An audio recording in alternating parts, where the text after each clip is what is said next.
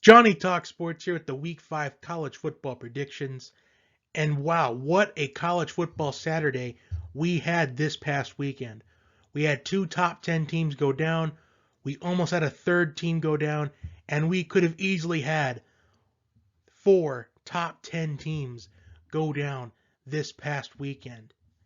So to recap it all, Kansas State pulls off an unbelievable second half comeback to upset number 3 Oklahoma. There were moments in this game where Spencer Rattler looked like a Heisman contender, but then there were other moments where he looked like a freshman. What cost Oklahoma down the stretch was turnovers and the lack of defense in the second half of the game. Now, I expected this game to be very close, much closer than what the experts and what Vegas were believing it was going to be. And I did say that if Kansas State were to establish the type of game that they played last year when they upset Oklahoma in Manhattan, they could do it again in Norman. And it didn't look like that they were establishing that gameplay at all. But then the later on the game went, the more they established a type of game. Put the game in Skylar Thompson's hands.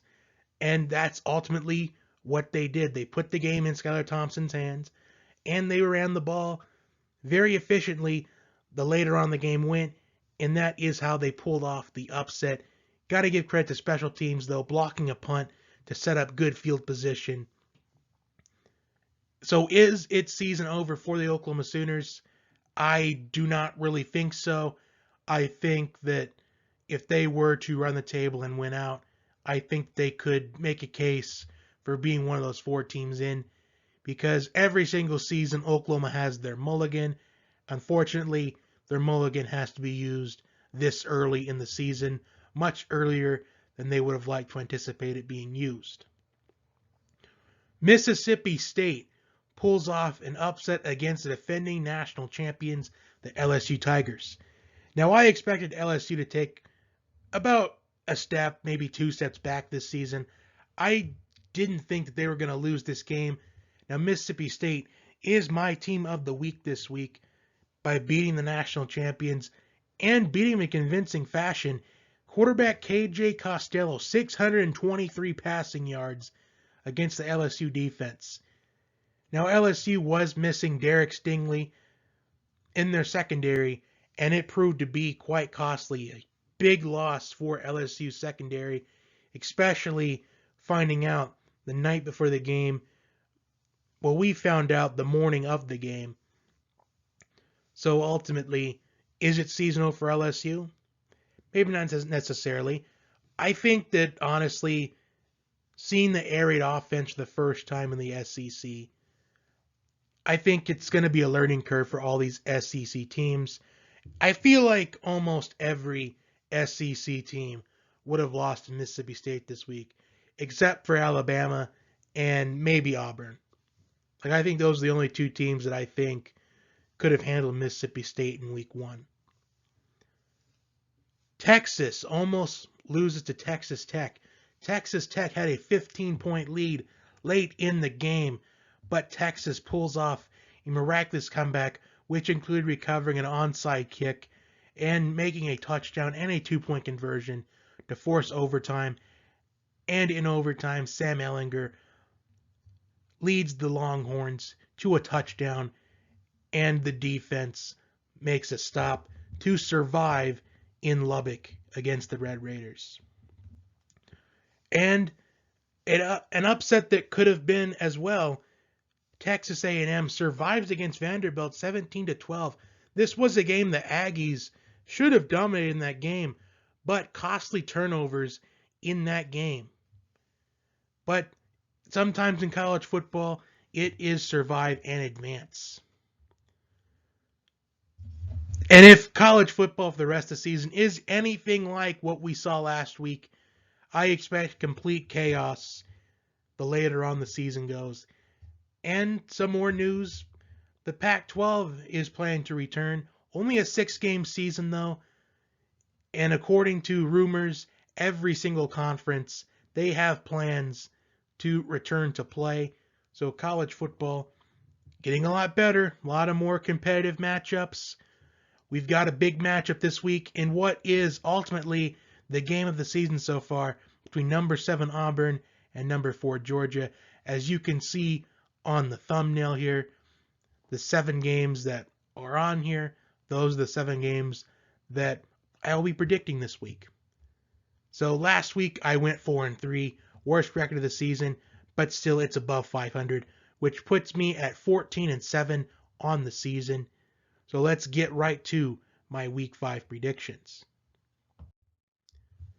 We begin this week with Oklahoma versus Iowa State. Oklahoma trying to recover from that devastating loss against Kansas State last week. While Iowa State, they look to pull off another upset against the Sooners. It seems like whenever these two teams play, it is quite close. Iowa State, they beat Oklahoma a few years ago, and they seem to play close almost every single time they play each other. And I expect this to be no different. I expect Oklahoma to recover, though, but I think Iowa State can easily stay in this game. I think that if you run the football more, I think Oklahoma will be able to handle Iowa State, as we saw Iowa State struggle to handle the run against Louisiana in their season opener. So I think Oklahoma does recover, and we will see how good this Oklahoma team could be as far as recovering. Could this Kansas State game be a fluke? We'll find out next week in the Red River Showdown. But I do like the quarterback matchup here. Spencer Rattler versus Brock Purdy. The experience of Brock Purdy, I think it could be a huge advantage for Iowa State. But unfortunately, I just can't see them handling the running game for Oklahoma, because they didn't stop the run well against Louisiana in their season opener. But I think they can keep it close. I just think that Oklahoma's going to find a way to win. I think they're going to take what they experienced last week, and they're going to use as motivation to be successful for the rest of the season. I don't think Oklahoma's season is over in the slightest, and I think they will bounce back and win this game, but I think it'll be close. I think it's going to be 38-34.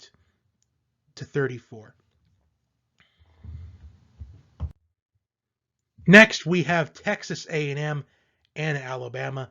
Texas A&M fell back to number 13 in the rankings after a mediocre performance against Vanderbilt, but survive and advance sometimes. While number 2 Alabama, they dominated Missouri last week. So for Texas A&M to have a chance at winning this game, Kellen Mond has to be efficient. You got to pretty much play mistake-free football when you play the Alabama Crimson Tide.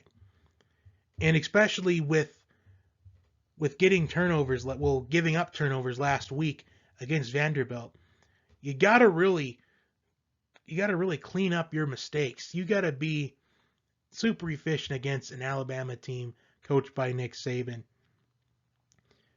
Unfortunately, I think Alabama's going to roll over Texas A&M in this game. Najee Harris, Jalen Waddle, Devonta Smith, just so many weapons on that Alabama offense that I think Texas A&M won't be able to handle. And even though they only gave up 12 points last week, it was to Vanderbilt, who is probably the second, if not the worst team in the SEC conference. So I think Alabama wins this game in convincing fashion. I'm going to say 49-13. I think A&M will get a couple of scores on the board, but I just don't see Alabama even keeping this game close. So I'm going to take the Tide to roll over A&M in this ball game. Next, we have number 12 North Carolina taking on Boston College. We haven't seen North Carolina football in a while, ever since their game against Syracuse, where they dominated the fourth quarter. And I was talking earlier in the season about which team could be the team that dethrones Clemson in the ACC. There were people that were talking about Virginia Tech. Even some people right now are talking about Miami, which I'm not quite sure about Miami, but we'll see how good they are against Clemson next week. But I think this North Carolina team could be a team that could dethrone Clemson this year. But they have to get to the ACC championship game first. Considering they only lost by 1 point last year against Clemson, and if maybe one or two different things go differently in that game, North Carolina most likely wins that game against Clemson because Clemson was outcoached that day. Mac Brown outcoached Dabo Swinney that day. While Boston College, well, based off what we've seen in college football so far this season, I think this game could stay close. And especially with North Carolina not playing football in about 3 weeks, I think if Boston College can take advantage of North Carolina looking a little rusty, I think they could end up pulling off the upset. But I just can't see it. Based off of what I saw in the fourth quarter against Syracuse, I just can't see North Carolina losing this game. So I'm going to go with the Tar Heels. Even if Boston College looks really good in quarters 1 through 3 against North Carolina, I just think that North Carolina is going to win the quarter that matters, and that is the fourth quarter. Because this North Carolina team is no team to mess with. I think North Carolina could beat a couple of teams in the top 10 based off the way they're coached. They're very well disciplined, and they always seem to be in one possession games. In fact, all of their losses last season were by one possession. So if they were able to just finish off games, we could have seen North Carolina make an unbelievable run, maybe the college football playoff, and we could see this year. Quarterback Sam Howell, Heisman contender in my opinion. But I think the Tar Heels win this game on Saturday against Boston College. Next, we have Texas Tech and Kansas State. Both of these teams are coming off emotional games. For Texas Tech, a heartbreaking defeat to the Longhorns in a game where they should have won, and for Kansas State, a second half comeback against Oklahoma. So for Texas Tech, how will they respond to a heartbreaking loss in a game where they should have won? Almost seems like a what-if situation. And for Kansas State, is this win against Oklahoma going to get to their heads and they come out flat this week against Texas Tech? I low-key think that this is going to be the best game of the week, only behind Auburn and Georgia. You could literally flip a coin and pick who wins this game. But I am going to go with Texas Tech here. I think if Kansas State does establish the running game in this game, and they keep Texas Tech's defense on the field, keep the offense off the field, I think it's going to be a long afternoon for the Red Raiders. But I do think that Texas Tech's offense will be able to produce enough points to win this ball game. I think it's going to be an average scoring game. I think Texas Tech wins this game. I'm going to say 27-23. I'm going to say it's going to be that kind of close for the game. I just can't see it being a high-scoring game this week. I think that both these teams will play solid defensively. I'm going to take the Red Raiders to win this game at the very end of the game. Next, we have Memphis and SMU. It's been almost a month since we've seen Memphis on the football field. And for SMU, they are now in the flow of the college football season. They've won all 3 of their games, but their opponents have been Texas State, North Texas, and Stephen F. Austin. And for Memphis, their one game they played, they beat Arkansas State really convincingly. And then the next week we saw Arkansas State upset Kansas State. And then 2 weeks later, we see Kansas State pull off what I think is right now could be the upset of the season, even though Mississippi State also beat LSU, the defending national champions. So I think this is going to be an offensive battle. I can't wait for this game. It's kind of disappointing that we had the SMU and TCU game get postponed due to COVID-19 concerns. I think that would have been a good game. And I think we're going to see a lot of points on the board in this one. I'm going to say a high-scoring game. I'm going to say both quarterbacks are going to throw at least 5 touchdowns each. I think it's going to be that competitive a game. I think defense will be almost to nearly completely non-existent in this game. But I think Memphis will pull off the win here. I think it's to be 56-49. I think it's going to be that intense of a game. It's going to be the exciting one. Another good game here, I think. Probably tied for Texas Tech Kansas State for second best game of the week, only behind the game of the week, which we'll talk about at the end. Next, we have Virginia taking the number one team in the country, the Clemson Tigers. So Clemson takes on Miami next week in one of their two biggest tests of the season, Miami and Notre Dame. Clemson's really only two big tests this season, and possibly the ACC championship game, depending on which opponent that is. So could Clemson be looking ahead to Miami? Because we see it quite often.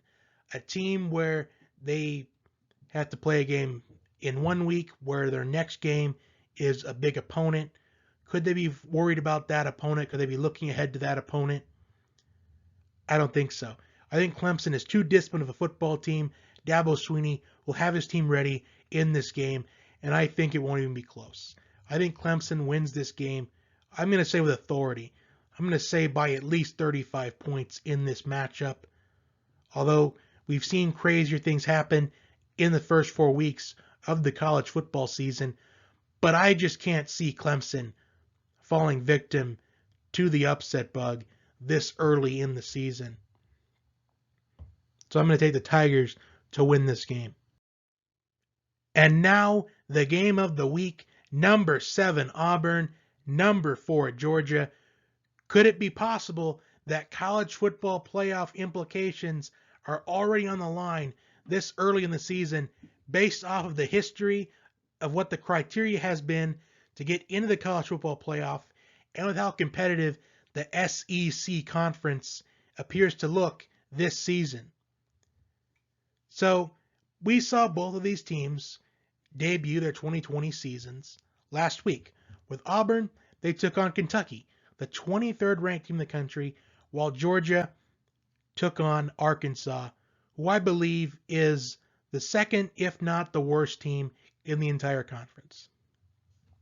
And it was completely two different storylines. For Auburn, while Kentucky was competitive for most of the game, Bo Nix, he looked good under center. It looked like the Auburn offense was in sync the later on the game went. While for Georgia, it's been a quarterback carousel, and we're only one game into the season. You start off with Jake Fromm declaring for the NFL draft in January. Then you have Jamie Newman, the Wake Forest transfer into your program. Then you have JT Daniels, the USC transfer into your program. Then you have Jamie Newman opt out of the season. Then you have JT Daniels not eligible to play against Arkansas last week. So already, before the Arkansas game's been played, already quarterback controversy, uncertainty on who the quarterback is going to be, whether it's going to be DeJuan Mathis or Stetson Bennett, the former walk-on. The game starts off with DeJuan Mathis under center for the Bulldogs, and the offense just can't seem to get going at all. In fact, Georgia was trailing Arkansas 7-5 at halftime last week. But then when Stetson Bennett came on for the Bulldogs, the offense started to look more in rhythm. It looked more in sync. It looked like the offense, what it looked like under Jake Fromm. And today, it's announced that JT Daniels is able to play this week against Auburn. And for Georgia, I just can't think of a more worst case scenario as far as a quarterback decision.